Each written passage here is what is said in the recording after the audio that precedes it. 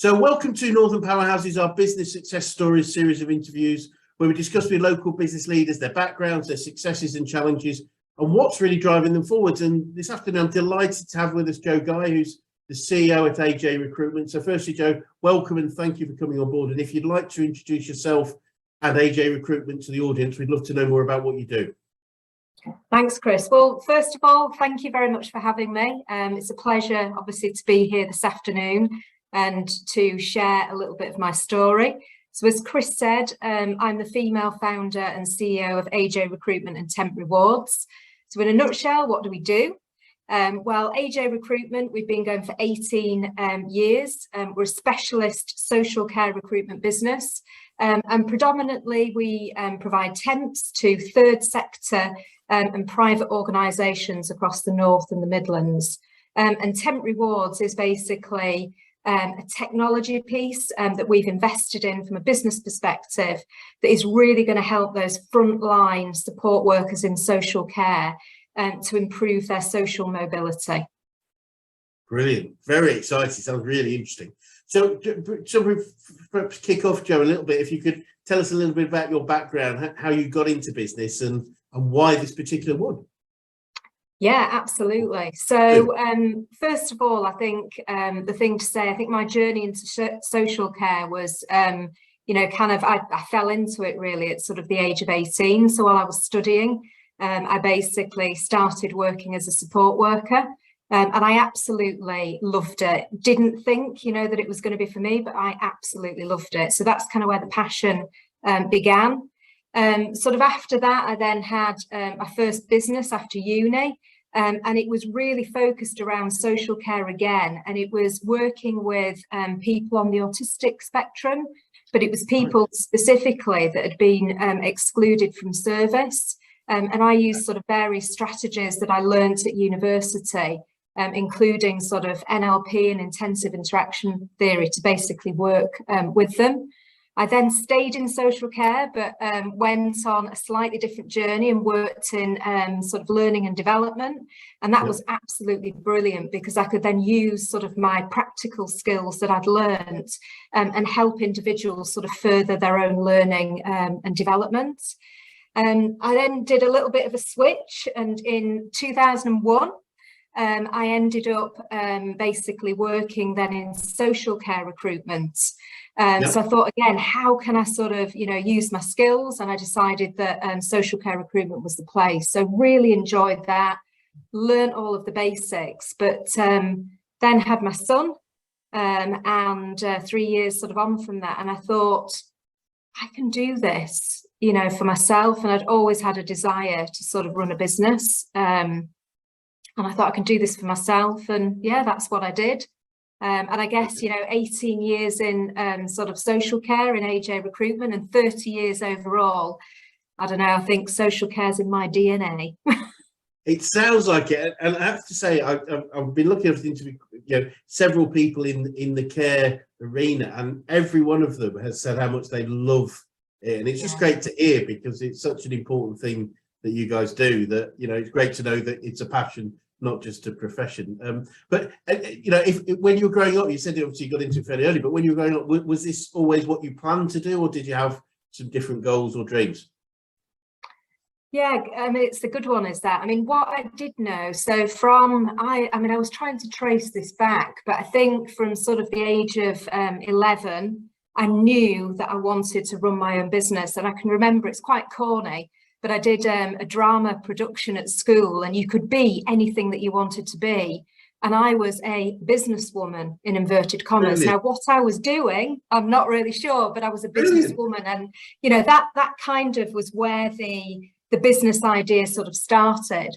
But, you know, when I've kind of thought about it a little bit more, I was definitely inspired, I think, by my nana and my mum. So both individuals are sort of strong female entrepreneurs. So my nana, back in the day, and if you think, you know, I mean, she's unfortunately passed away now, but she ran basically a woolen fashion shop. And again, you know, as a female sort of business owner back, you know, then it was really kind of inspiring. And then my mum also ran a property business. So, yeah. Brilliant. Oh, absolutely fantastic. And it's great to see that interesting that, you know, as a child, it was always, as you say, run a business but who knows what, and it's great to see where you are. So over your career and building these different businesses, what would you say are some of the biggest issues you've had to overcome? Yeah, I mean, I think, you know, working in social care, anybody that's, you know, kind of worked in our space will absolutely know it's a roller coaster. You know, so I think that overall is challenging, you know, and you've got to be kind of really imaginative and really look at ways in terms of, you know, how you can innovate and make budgets go as far as possible. Yes. But I think in terms of my biggest challenge that I've overcome, I think I would say the pandemic.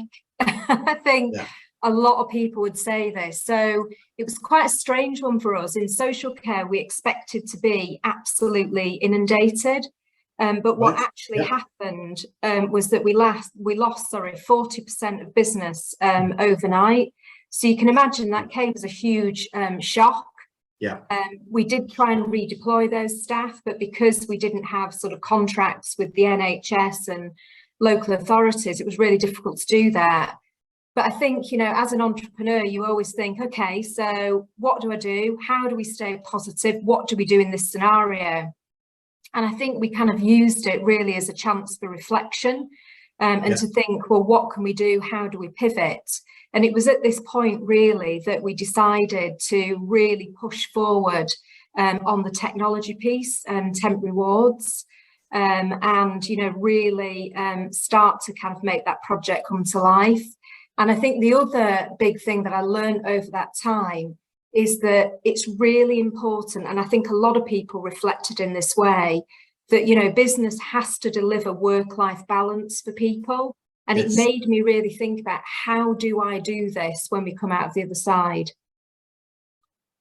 But absolutely bang on. It's, you know, our definition of a true business is a commercial profitable enterprise that works without its owners. Now, we're going to put can in there because it can work without its owners, because some people absolutely love what they do. They have no desire never to ever be out of it. But I think, you know, work-life balance is so important to so many people, because we're in it, you know, often for the long term, and we've got to look after ourselves as much as we look after our clients and our team.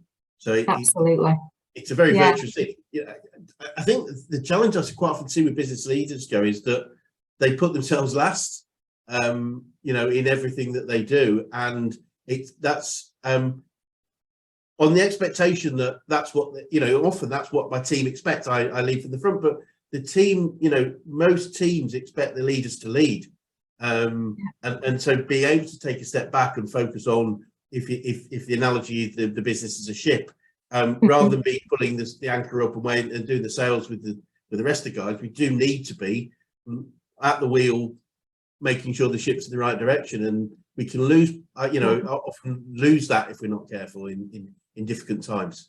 Yeah, absolutely, agreed. So what are the big, you know, what would you say some of us alongside that one? What are some of the biggest learnings you've had in business and potentially in life in general? Yeah, I think, and again, I like to keep things really simple. And I think, you know, the first thing that I always say, you know, to everybody, and this is, you know, talk to my children about this as well, is that the first thing that's really important in business and life is be kind to people. Right. You know, I think that fundamentally sits at the heart of everything. I think another thing is, and again, I talk to my children about this all the time, you know, be inquisitive, you know, kind of open your eyes, be present in the world, you know, and, you know, opportunities will reveal themselves. And then it's about what you kind of do with those opportunities.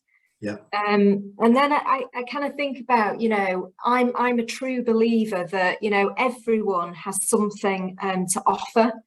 And I think it's, you know, as a business leader, it's, you know, trying to really make sure that we support, coach and develop everybody to bring their best self, you know, to the table. So I think that's really important.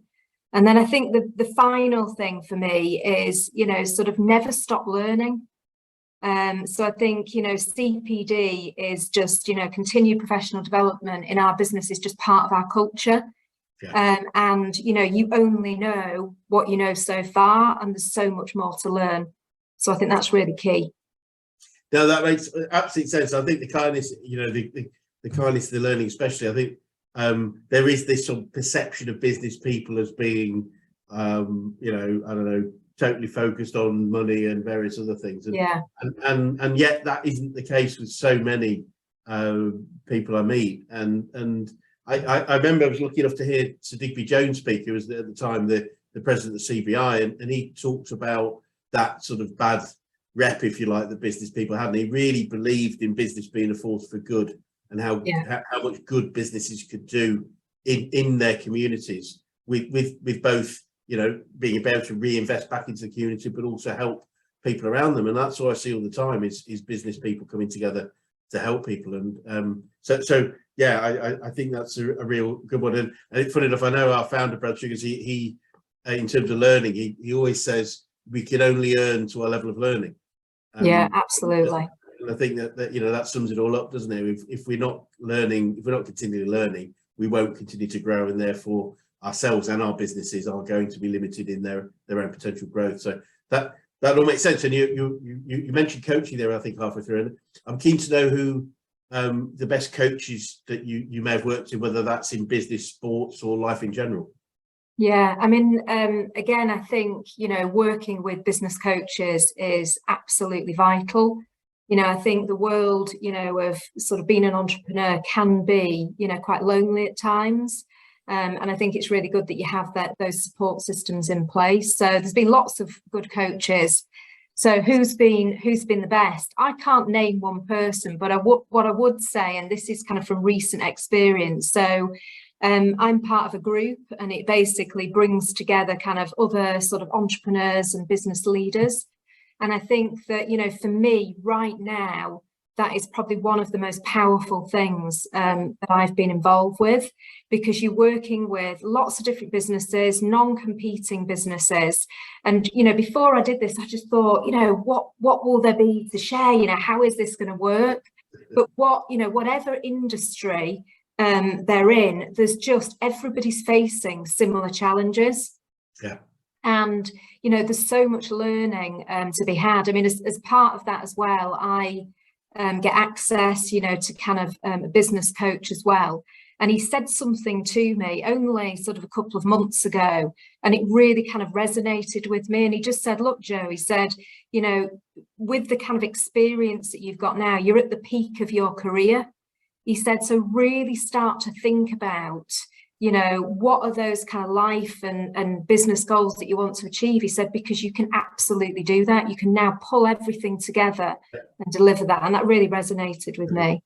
Wonderful. Absolutely. And our proposition is that, the purpose of an owner-managed business is to give the owners the lifestyle they choose to have. It does other great things. It employs great people. It does great things in the community, but it's making sure that the business is driven to deliver some of those things that we always, wanted. And that was part of, growing and founding a business, because without that, we don't have that sort of, a level of emotional connection with the journey we're on. So no, that makes absolute sense. That's wonderful. And I love picking up quotes and sayings that people use. Are there any particular favorite ones that you have around business or life in general again? Yeah, well, I think from a social care perspective, and I think I mentioned this to you before, but it's really important for me that you have a passion, to kind of be within social care. It's got to really come from the heart. And I think, we obviously spend a lot of our time recruiting people. And I don't know if you kind of know, but 80% of the population will basically access social care services, whether it's directly or indirectly in their life. So the mantra that I've always had is, when we're recruiting people in our business, would I be happy, for this person to look after me or my family? And I think that's always served us, sort of really well. But I think from a, non-social care perspective, maybe, the other quote I really like, and I came across this probably sort of fairly recently, maybe about 9 months ago, and it's fear is excitement without the breath. And that's actually a quote by Fritz Perls. And I just absolutely love that. I think it's fabulous. because really the only thing that kind of separates those two you know, feelings is sort of your mindfulness around sort of the experiences. Yes, wonderful. I love that one. Yes, I'll take that one if I'm out. I'd do like to collect them. And, sorry, that was Siri speaking then on my phone, so I apologise for that. It's all right. It's all decided to get involved. Yeah, I've had that myself, funny enough. It does happen, but no, good. That's wonderful. Yeah, I really like that. I know, and it's the same, but I know one of the things, again, Brad said that I heard him say, is that, you know, and it's different, but has the same similarity in some ways, is that, you know, you've made a great decision when it brings either fear or excitement or a bit of both. Yeah. And I think that because they are two sides of a coin, aren't they? They do come together. Fear is an excitement in a different way. That's fabulous. Well, we're almost exactly the same, aren't they? But it's, you know, like that whole thing of them being, you know, without the breath. I think that's really, really good. Absolutely. There's a wonderful, he's not doing very well in the press at the moment. There's a wonderful clip. If you're interested, I'll send it to you, from Will Smith talking about fear.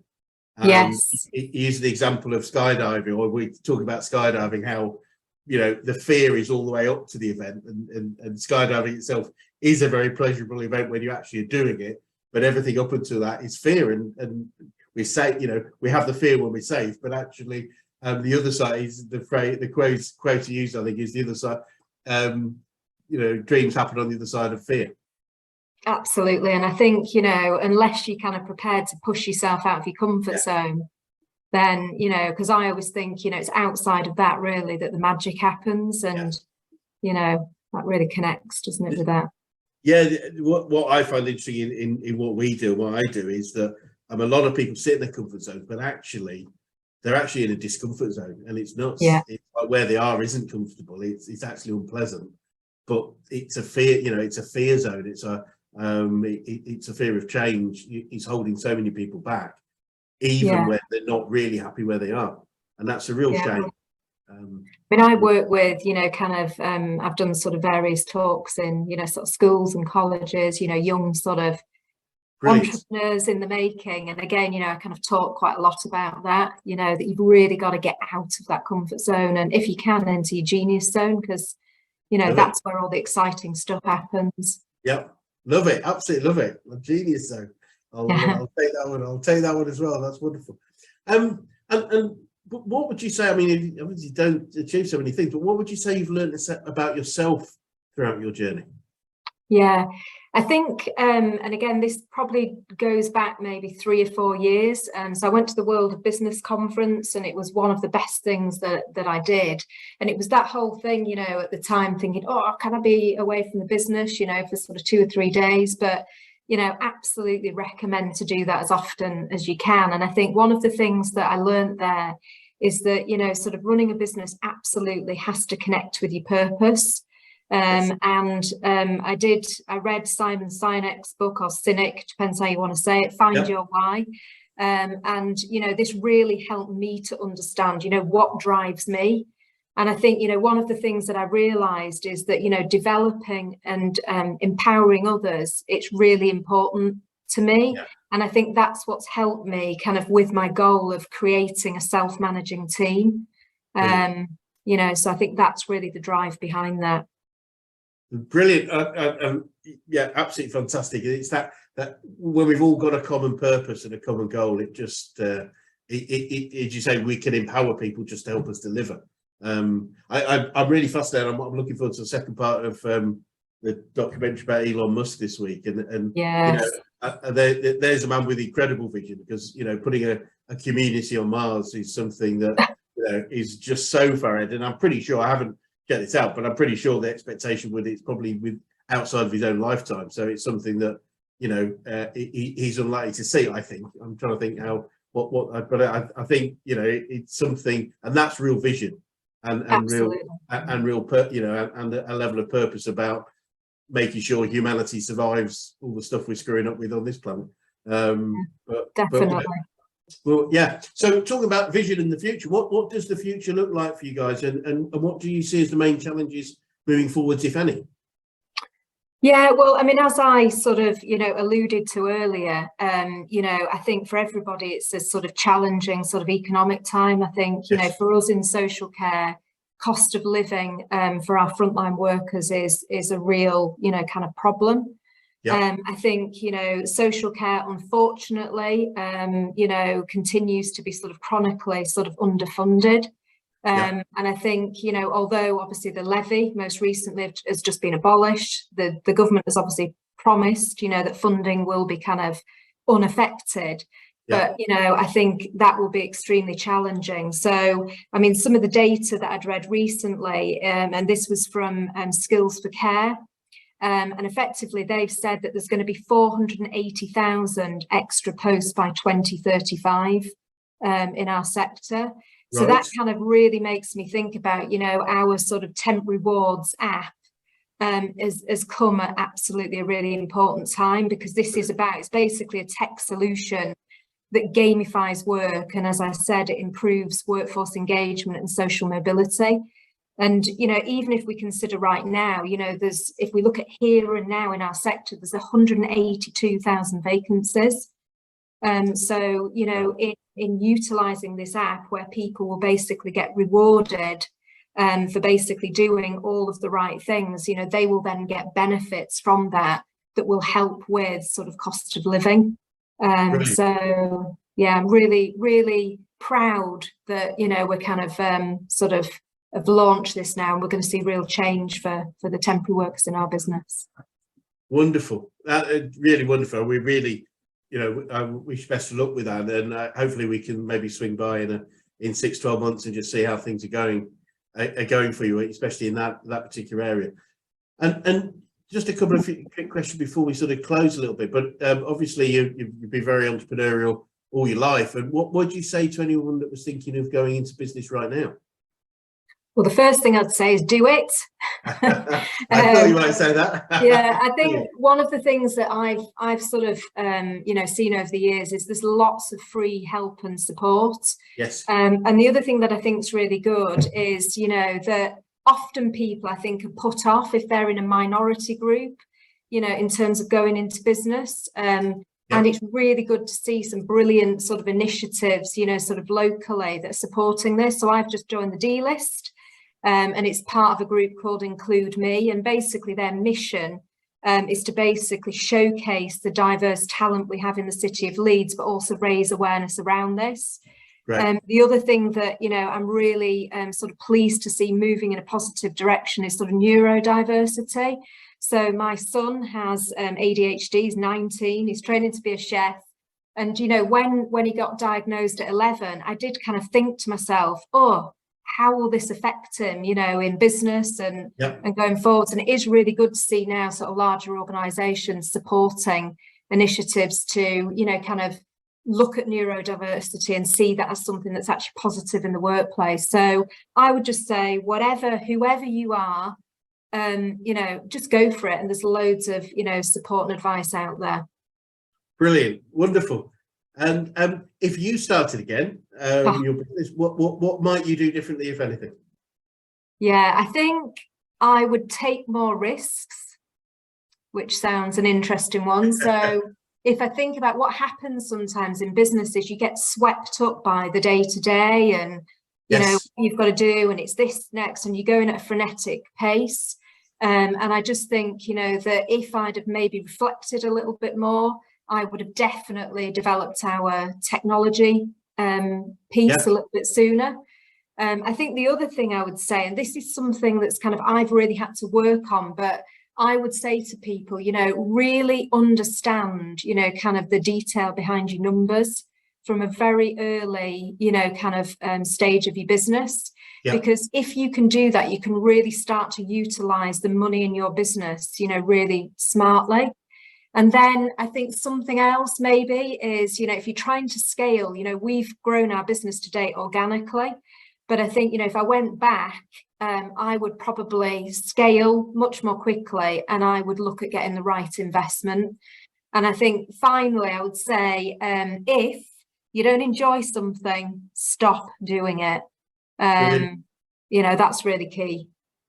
No, I think that's absolutely bang on, and it's interesting risk taking. It's again, you know, I found a brother really interesting guy, and he's very, very successful. But one of the things he told me a long time ago, it's always stuck with me again, is he said he's as successful as he is because he's made more mistakes than anybody else he knows, not spite. And I think it's that willingness to take risks and make mistakes that does stand people out. You know, it's the fear, obviously the fear of making a mistake often holds many of us back. And now that makes a lot of sense. And what would be the best advice you could give an 18-year-old you, Joe, if you're able to go back in time and do so? Well, I think going back to that whole thing of, you know, sort of fear of making, you know, sort of mistakes, it's almost, I think, you know, kind of drilled into us a little bit, you know, sort of through school. You know, and I think you've got to see failure as something positive. I think that's really important. And I think there's some, you know, maybe some more stuff that schools could do sort of around that. And I know when I was talking to Jake Humphries, who runs the High Performance podcast, they're actually going to start doing some work in schools to kind of help with that, which I was really pleased with. But I think what else would I say to my 18-year-old self? I'd say do what you love and the rest will follow. I think going back to the school thing, I'd say school doesn't define you. I think I'd say trust yourself and your own abilities, but more than anything, be consistent. So if you find something that you love, stick with it, be consistent, and the hard work and determination will pay off. Wonderful. What sound advice that is to anybody. Thank you so much, Joe. It's been absolutely fascinating. And as I say, it'd be great to swing by in 6 to 12 months and just see how things are developing for you, especially with the app, etc. Thank you. For anyone that would like to get in touch and know a little bit more about what you do and the app, etc., what would be the best way of contacting you and the company? So you can either sort of DM me on LinkedIn. So my handle is Joe Guy AJ. So that's just GOGUY AJ. I'll just show my QR code now, if that's okay. Perfect. Please do. Hold it there for a sec. Great. Yeah, so you can just obviously scan that and get in touch. And then if you want to know more about our business, please visit our website on www.AJRecruitment.com. Brilliant. Well, thank you so much again, Joe, and I look forward to catching up with you again sometime in the future. Brilliant. Thank you very much for having me, Chris. Thanks.